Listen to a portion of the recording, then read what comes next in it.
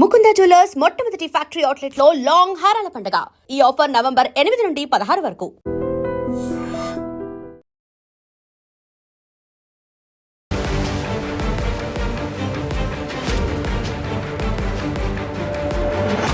నమస్కారం, welcome to I dream. నేను మీ సంగీత.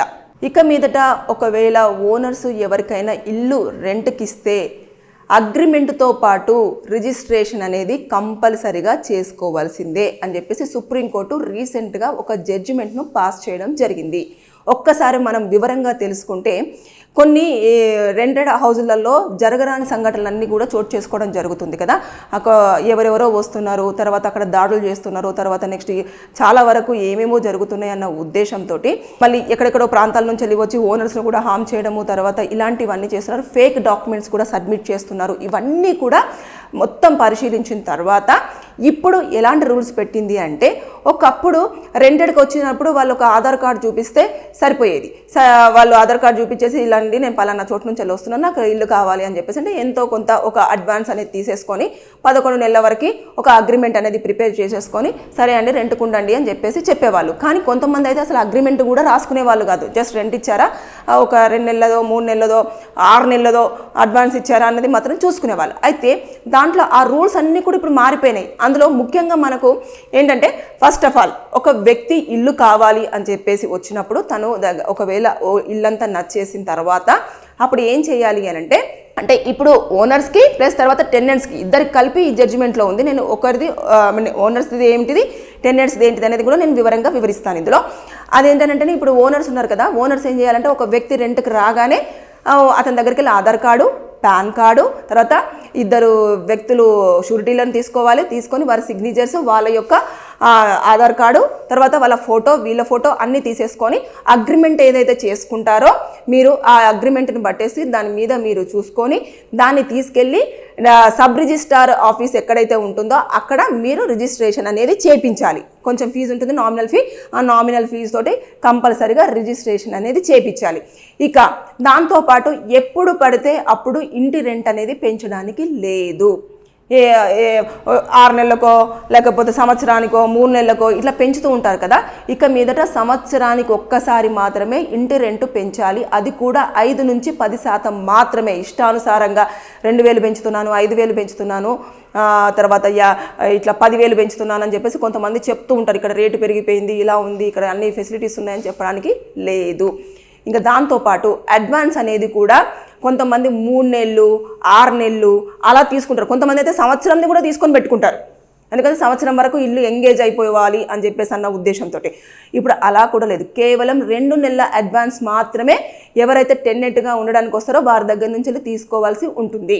ఎప్పుడైతే వారు వచ్చినప్పుడు అన్ని తీసుకుంటారో, షూరిటీ సంతకాలు పెట్టేసుకుంటారో అవన్నీ తీసుకెళ్ళి కూడా రిజిస్ట్రేషన్ చేయించుకుంటేనే మస్ట్. రిజిస్ట్రేషన్ చేయించుకున్న తర్వాత ఆ కాపీని వారికి ఒకటి, మన దగ్గర ఒకటి పెట్టుకోవాలి.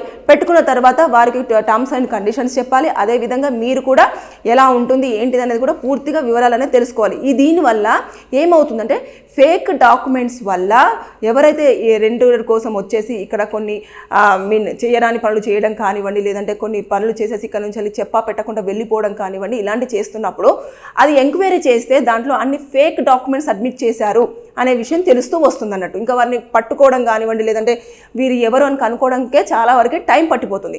అందుకోసం అని చెప్పేసి ఎప్పుడైతే రిజిస్ట్రేషన్ దగ్గరికి వెళ్ళేసి మనము వీళ్ళు మా ఇంట్లో ఇన్ని రోజుల వరకు రెంట్ ఉండాలనుకుంటున్నారు కాబట్టి దీనికి అగ్రిమెంట్ పేపర్ ఇచ్చేస్తున్నాము. అగ్రిమెంట్ పేపర్తో పాటు వారి యొక్క అడ్రస్ ప్రూఫ్తో పాటు 2 షూరిటీ సంతకాలు వచ్చారు కదా, వారు కూడా అక్కడికి మళ్ళీ రావాల్సి ఉంటుంది. వాళ్ళు వచ్చేసి అందరు సిగ్నేచర్ చేసేసి ఎవ్రీథింగ్ ఉంటుంది కదా, ఆ ఫార్మాలిటీస్ అన్ని పూర్తి చేసేసుకొని ఆ రిజిస్ట్రేషన్ అయిపోయినప్పుడు డాక్యుమెంట్స్ కనుక ఫేక్ పెట్టారంటే అది ఆటోమేటిక్గా అక్కడ ఐడెంటిఫై అవుతుంది. ఫేక్ డాక్యుమెంట్స్ సబ్మిట్ చేస్తున్నారు అనగానే ఇమీడియట్గా మనం పోలీసులకు ఇన్ఫార్మ్ చేయాల్సి వస్తుంది. ఎందుకంటే ఫేక్ డాక్యుమెంట్స్ పెట్టుకొని ఎందుకు వస్తున్నారు, ఎందుకు ఇక్కడ తిరుగుతున్నారు అనేది మనం కొంతమంది నేరగాళ్లను కూడా మనం పట్టుకునే ఛాన్స్ ఉంటుంది అన్న ఉద్దేశంతో కూడా సుప్రీంకోర్టు బాగా ఆలోచించి ఇలాంటి తీర్పును వెలువరచడం అనేది జరిగింది. ఇక మీదట టెనెంట్స్కి అదేవిధంగా ఓనర్స్కి కూడా ఎలాంటి ఇబ్బందులు లేకుండా, అంటే కొన్నిసార్లు రెంటెడ్కుంటే ఓనర్స్కి ప్లస్ తర్వాత టెనెంట్స్కి పెద్ద గొడవలు అవుతాయి. గొడవలు అయిపోయిన తర్వాత వారు ఇల్లు ఖాళీ చేయరు, దాంతోపాటు పోలీస్ స్టేషన్ స్టేషన్లో కంప్లైంట్ ఇస్తారు, ఇకపోతే కోర్టుల చుట్టూ కూడా తిరుగుతూ వస్తూ ఉంటారు అన్నట్టు. అంటే ఇలాంటివన్నీ లేకుండా ఇదైతే చాలా స్పష్టంగా, చాలా క్లియర్గా, చాలా నీట్గా ఉంటుంది. కాబట్టి ఇక గొడవలు కానివ్వండి, అదేవిధంగా వారి మీద వీరి మీద క్రిమినల్ కేసులు పెట్టుకోవడం కానివ్వండి, లేదంటే ఇంకోటి కానివ్వండి, ఏముండదు. టర్మ్స్ అండ్ కండిషన్స్ క్లియర్గా మెన్షన్ చేసుకోవాలి. తర్వాత నెక్స్ట్ వాళ్ళకి సంబంధించిన ఆధార్ ప్రూఫ్స్, తర్వాత నెక్స్ట్ అన్ని తీసుకోవాలి. ఇకపోతే ఎప్పుడైతే ఓనర్స్ ఉంటారో ఓనర్స్ రెంట్ పెంచాలని అనుకుంటే 5 to 10% మాత్రమే పెంచడానికి స్కోప్ ఉంటుంది. అడ్వాన్స్ కూడా ఓన్లీ 2 months మాత్రమే తీసుకోవాల్సి ఉంటుంది. ఏమైనా ఇబ్బందులు కలిగినా కూడా ఓనర్స్కి ఖచ్చితంగా ఇన్ఫర్మేషన్ పాస్ చేస్తే ఓనర్స్ ఖచ్చితంగా దాని రిపేర్ వర్క్ అనేది చేయాలి. అది రెంట్లో కట్ చేసుకుంటారా లేదని అది మీ అగ్రిమెంట్ మీద డిపెండ్ అయి ఉంటుంది తప్పించి దీంట్లో మాత్రం కోర్టు ఇన్వాల్వ్ అవ్వదని చెప్పి చాలా స్పష్టంగా, చాలా క్లియర్గా చెప్పడం జరిగింది. కానీ ఇక మీదట ఎవరైనా సరే టెన్నెట్గా ఏదైనా ఇంట్లో ఉండాలి అనుకుంటున్నప్పుడు మీరు రిజిస్ట్రేషన్ అనేది కంపల్సరీగా చేయించుకోండి. ఒకవేళ ఓనర్స్ కూడా ఏముందిలే రిజిస్ట్రేషన్ ఎందుకు, అక్కడ ఫీజు చెల్లించాలి అని చెప్పేసి అనుకున్నారనుకోండి, అనవసరంగా ఇబ్బందులు పడే అవకాశం ఉంటుంది. ఒకవేళ దీన్ని ఉల్లంఘించారు, కోర్టు ఇచ్చిన తీర్పును పట్టించుకోకుండా ఏముందిలే బాబు వచ్చి ఉండిపోండి, మాకు రెంట్ కరెక్ట్గా ఇస్తే సరిపోతుంది అని అంటే 5,000 రూపాయల వరకు జరిమానా విధిస్తారు ఇద్దరికి. దాంతోపాటు ఒక 6 నెలల వరకు జైలు శిక్ష విధించే అవకాశాలు కూడా ఉంటాయి. ఎందుకంటే కోర్టు తీర్పుని ధిక్కరిస్తున్నారు కాబట్టి.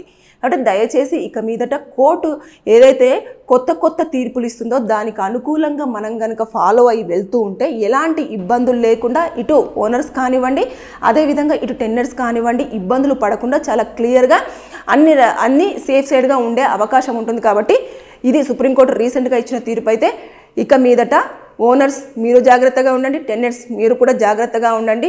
ఒక ఇంటికి వెళ్ళినప్పుడు అగ్రిమెంట్ చేయించుకునే వెంటనే దాన్ని రిజిస్ట్రేషన్ చేయించుకోవడం మర్చిపోవద్దు. Thank you. And for more videos, Please subscribe to iDream. Please subscribe to iDream. Please subscribe iDream. And please subscribe to iDream. For more videos, subscribe to iDream. please like, share and subscribe to the channel. Congratulations, iDream. subscribe to iDream. Subscribe to iDream. So subscribe to iDream Media. iDream ki iDream team andarki huge congratulations. Please subscribe iDream Media. Please subscribe to iDream. Subscribe iDream. Please subscribe to iDream. iDream అంటే నా కళల channel subscribe చేసుకున్న నోరు తిరుగుతలేదు, మీరైతే గంట గుర్తు కొట్టండి. For more such videos, please subscribe to iDream. Subscribe to iDream. Please subscribe to iDream. Please subscribe iDream Media. Please do subscribe to iDream. Please subscribe to iDream Media. For best entertainment and information, please subscribe iDream. And don't forget to subscribe to iDream.